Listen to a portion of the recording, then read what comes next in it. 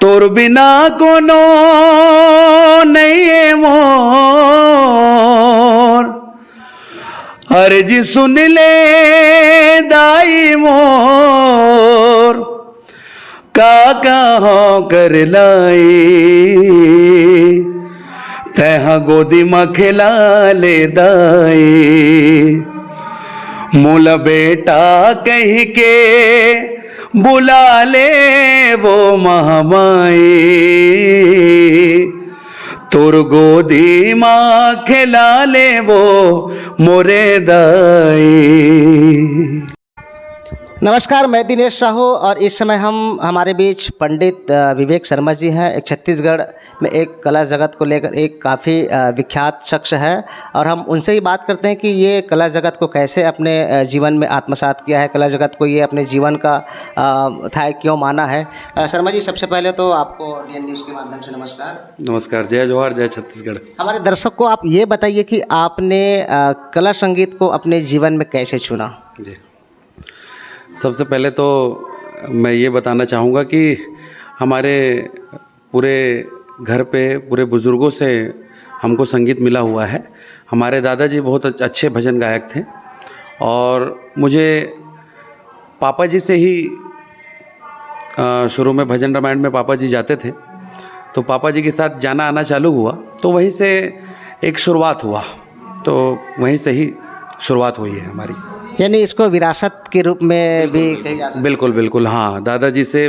और हमारे अभी भी हमारे चाचा जी तबला बजाते हैं, चाचा जी के सुपुत्र तबला बजाते हैं, तो ये पूरा एक परिवार एक संगीत की सेवा में लगा हुआ है। शर्मा जी का परिवार संगीत प्रेमी है। इनके दादाजी, इनके पिताजी, इनके चाचा जी सभी लोग कहीं ना कहीं संगीत से जुड़े हुए हैं। शर्मा जी, एक चीज़ बताइए, आप कब से आपका उम्र कितना रहा होगा जब आप संगीत को सीखना चालू किया? मैं 5 साल का जब था तो उस समय भजन रामायण चलता था, घर में मंदिर है तो वहाँ पे पापा भजन रामायण गाते थे, तो मैं एक डालडे के डब्बा से चालू किया। डालडे के डब्बों को आपने क्या बनाया? ढोलक बनाया।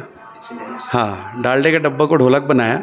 फिर वहाँ से मैं ढोलक, सबसे पहले मैं तो बता दूँ कि मैं गाने वाला बाद में चालू किया। अच्छा। हाँ, मैं गाना बाद में चालू किया, उससे पहले मैं रिदमिस्ट हूँ। अच्छा। मैं काफ़ी टाइम तक मैं ढोलक बजाया, उसके बाद फिर तबला बजाया और काफ़ी समय तक काफ़ी लोगों के साथ सेवा करने का मौका मिला। उसके बाद फिर गाना चालू किया, तो वहीं से ही मेरी शुरुआत हुई है। फिर धीरे धीरे निरंतर चलते गए। फिर खैरागढ़ से मैंने डिप्लोमा डिग्री की कोर्स की है। उसके बाद एक सूफ़ी की ओर मेरी रुझान बढ़ी, तो उसमें मैं आज भी वर्तमान में मेरे पंडित गुरु पद्मश्री मदन चौहान जी हैं, उन्हीं से मैं अभी वर्तमान में शिक्षा ले रहा हूँ। मल्टीपल टैलेंट पंडित विवेक शुक्ला में देखी जा रही है। निश्चित तौर पर इंदिरा कला संगीत विश्वविद्यालय एशिया का एकमात्र संगीत विश्वविद्यालय है जहाँ से इन्होंने शिक्षा भी करी है।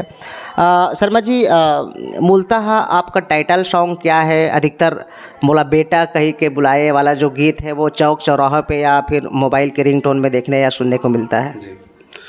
हाँ, धीरे धीरे हम तो सेवा कर रहे हैं, निरंतर सेवा कर रहे हैं और कभी कभी जनता जनार्दन का प्यार आशीर्वाद हो जाता है, तो कुछ गीत मोला बेटा तो ऐसा हुआ कि जब टिकटॉक जिस ज़माने में था उस समय में कम से कम 50 से 60 हज़ार उसके वीडियो शॉर्ट क्लिप बने थे, जो मुझे पता ही नहीं था। अचानक मॉर्निंग कॉल आया कि आपका गाना वायरल हो चुका है, तो वहीं से माता रानी का आशीर्वाद हुआ और आप सभी का प्यार है।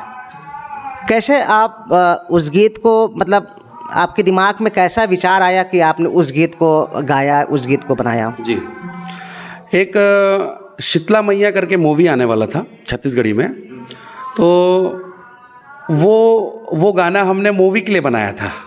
अच्छा। हाँ, मोला बेटा कही के बुला ले महामाई हमने मूवी के लिए बनाया, तो लेकिन वो किसी वश वो मूवी नहीं बन पाई।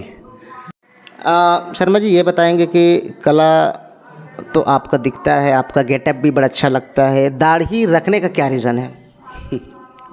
जी, ये एक ईश्वर से जुड़ना है और एक समय में आने के बाद, अभी मेरी उम्र तो बहुत ज़्यादा नहीं है, मैं भी पूरे गृहस्थी से हूँ और मुझे ये सवाल बहुत लोग पूछते हैं कि ऐसा क्यों रहते हैं आप।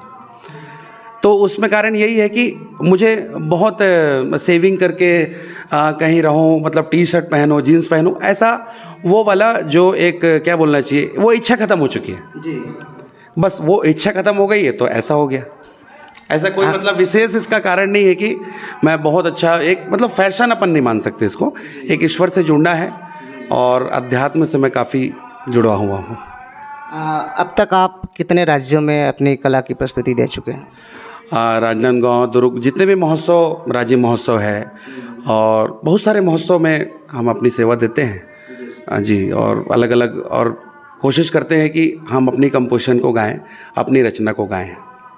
अच्छा, आप जो गीत गाते हैं उसमें से सारे गीत आपका ही रचा हुआ है? जी जी, पूरे मैं अभी तक जितने भी गीत गाया हूँ उसकी पूरी कंपोजिशन से लेकर म्यूज़िक ट्रैक से लेकर सारा चीज़ रिकॉर्डिंग तक लास्ट तक मैं ही करता हूँ उसी चीज़ को। शर्मा जी निश्चित तौर पर मल्टीपल टैलेंट है, यानी कि खुद गाना लिखते हैं, खुद गाना गाते हैं और सारे सिस्टम को भी खुद मैनेज करके रखते हैं। आपका एक गीत है मोला बेटा कही के बुला ले वो माई वाले, ये गीत आप हमको गा के सुनाएंगे? जी।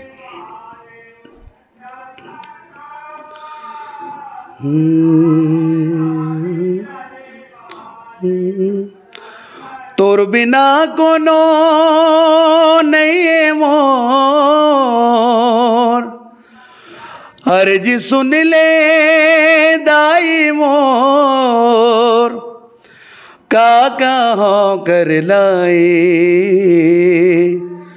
तह गोदी में खिला ले दाई, मोला बेटा कह के बुला ले वो महामाई, तोर गोदी माँ खिला ले वो मोरे दाई। बहुत सुंदर शर्मा जी। निश्चित तौर पर झुपत झुपत आबे करके भी एक गीत है ना, उस गीत को भी आपने लिखा है?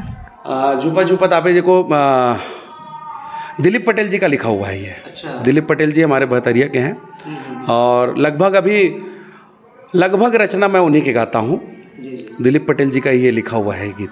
शिक्षक दीक्षा आपकी कहाँ तक हुई है? शिक्षा दीक्षा ऐसे तो 12th के बाद मैंने नॉर्मल जो कॉलेज होता है वो ज्वाइन भी करने के बाद मैं उसको छोड़ के फिर अपने संगीत में ही डिग्री लिया मैं। अच्छा। तो इंदिरा कला संगीत विश्वविद्यालय में कौन सा सत्र में आपने पास आउट करी है?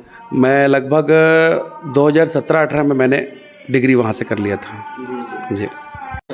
यह है पंडित विवेक शर्मा जी, जो निश्चित तौर पर खुद मल्टीपल टैलेंट इनके ऊपर कुट कर भरा हुआ है और निश्चित तौर पर एक ऐसा शख्स जो पूरे छत्तीसगढ़ में एट प्रेजेंट पूरे छाए हुए हैं।